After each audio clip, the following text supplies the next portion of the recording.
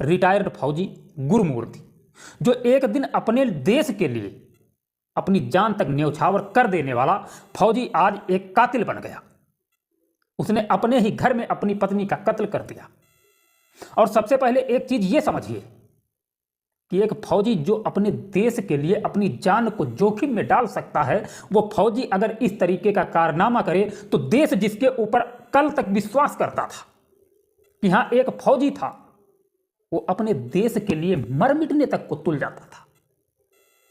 वही फौजी अगर अपने ही घर में क्राइम कर दे तो देश की नजरों में झुक जाएगा या उठ जाएगा, सोचने की बात है। और कत्ल इस तरीके से करता है कि पुलिस के लाले पड़ जाते हैं। पुलिस सबूत नहीं इकट्ठा कर पाती, सिर्फ यह पता चलता है कि हां कत्ल हुआ और कत्ल गुरमूर्ति ने किया, लेकिन यह पता नहीं चलता कि आखिर वो बॉडी गई तो गई कहां। कत्ल किस तरीके से करता है? सबसे पहले अपनी पत्नी की जान ले लेता है, उसके बाद उसकी बॉडी के पार्टों को काट काट कर कुकर में उबालता है और फिर तालाब में जा करके मछलियों को उसकी बॉडी को खिला देता है। इस तरीके का खतरनाक कांड वो करता है और फिर भी पुलिस की नजरों से बचता रहता है। और कब तक बचता रहता है हम आपको सुनाते हैं। तेलंगाना की राजधानी हैदराबाद से सामने आई इस कहानी ने हर किसी को सकते में डाल दिया। खौफ और जिज्ञासा से भरे लोग मौका ये वारदात वाले मकान को देखने आ रहे हैं। और इसी के साथ हैदराबाद के मीरपेट थाना की पुलिस इस भयानक वारदात के सुराग तलाशने में जुटी है। एक ऐसा कत्ल जिसने दिल्ली को श्रद्धा वालकर मर्डर केस और मुंबई के सरस्वती मर्डर केस की यादें फिर से ताजा कर दी है। आपको बता दें कि 16 जनवरी को यहां रहने वाली 35 साल की हाउसवाइफ पी वेंकटा माधवी कैद हो गई थी। मूल रूप से आंध्र प्रदेश के नांदयाल की रहने वाली माधवी की शादी 13 साल पहले गुरमीत से हुई थी। गुरमूर्ति आंध्र प्रदेश के ही प्रकाशम जिले के रहने वाले 45 साल के गुरमूर्ति ने पहले एक फौजी के तौर पर इंडियन आर्मी में काम किया और फिर वहां से रिटायर्ड होने के बाद वह अपनी बीवी बच्चों के साथ हैदराबाद में सेटल हो गए। गुरमूर्ति इन दिनों defence research and development organisation यानी DRDO के कंचनबाग सेंटर में एक सिक्योरिटी गार्ड के तौर पर काम किया करता था। माधवी और गुरमूर्ति को 2 बच्चे भी हैं, यानी देखा जाए तो दोनों की जिंदगी खुशहाल थी। लेकिन सब कुछ अच्छा होने के बावजूद 16 जनवरी को माधवी अचानक अपने घर से गायब हो गई। माधवी फोन पर अक्सर अपने माता पिता और रिश्तेदारों से बात किया करती थी, लेकिन 16 जनवरी को वो अपने घर से गायब क्या हुई, इसके बाद तो उसका मोबाइल भी ऑफ हो गया। ये मर्डर केस शायद हाल के दिनों का पहला और अनोखा ऐसा मामला है जिसमें कातिल पुलिस की गिरफ्त में आ चुका है, अपना जुर्म खुद कबूल कर रहा है।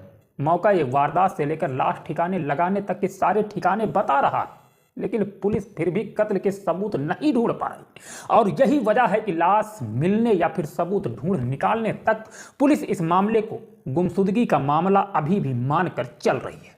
पुलिस सूत्रों की माने तो बेशक अब तक तफ्तीश में उसे गुरमूर्ति के हाथों उसकी बीवी माधवी के कत्ल का कोई पुख्ता सबूत नहीं मिला, लेकिन सरकमस्टेंसेस यानी परिस्थितियों के सहारे वो भी इस नतीजे पर पहुंची है कि गुरमूर्ति झूठ नहीं बोल रहा और उसने अपनी बीवी की जान जरूर ली है, लेकिन ये सब अचानक नहीं हुआ।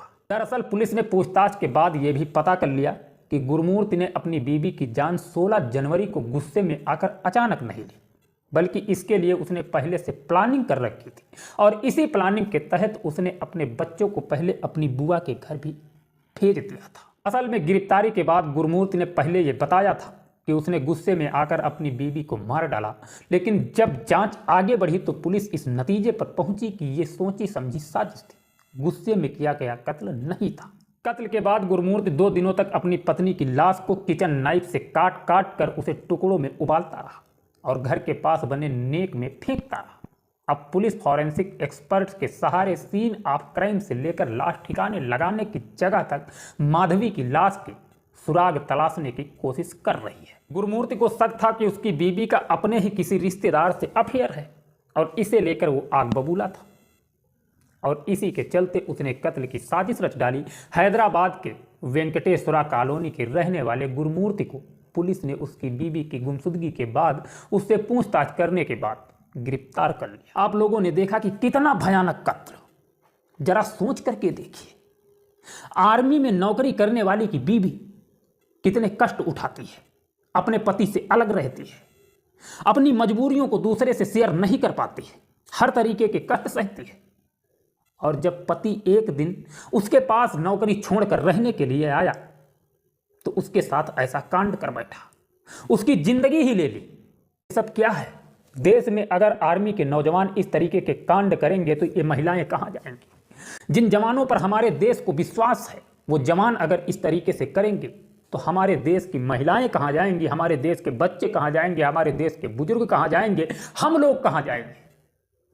जो देश के जवानों पर हमारे देश की जनता गर्व करती है, अगर वो जवान इस तरीके का कदम उठाने लगेंगे तो ये देश कहाँ जाएगा? जरा सोच करके देखिए, ये देश कहाँ जाएगा? हमारे देश की न्याय प्रणाली कहाँ चली जाएगी?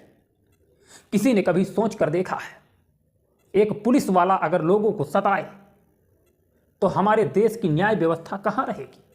हमारे देश में बाबा साहब भीमराव अंबेडकर का संविधान है जो 26 जनवरी 1950 को लागू हुआ था। आज 27 जनवरी है, जिस तिरंगे को हम लोग 26 जनवरी ही नहीं बल्कि पूरे वर्ष सम्मान देते हैं, उस तिरंगे का क्या होगा? उस झंडे का क्या होगा? उस भारत माता का क्या होगा? क्या आज हम लोगों को यही दिन देखने को बचा कि रक्षक ही भक्षक बन जाएंगे जब वो अपनी बीवियों को नहीं छोड़ रहे हैं? ये लोग देश का भला क्या करेंगे? हालांकि सभी लोग ऐसे नहीं हैं, सभी आर्मी के जवान ऐसे नहीं हैं, कभी कतार कहीं सुनने या देखने को मिल जाता है। लेकिन देश की व्यवस्था को बनाए रखने के लिए अपने गुस्से पर जरूर काबू करना होगा, कोई भी इंसान देश का हो। मिलेंगे नेक्स्ट वीडियो में। जय हिंद।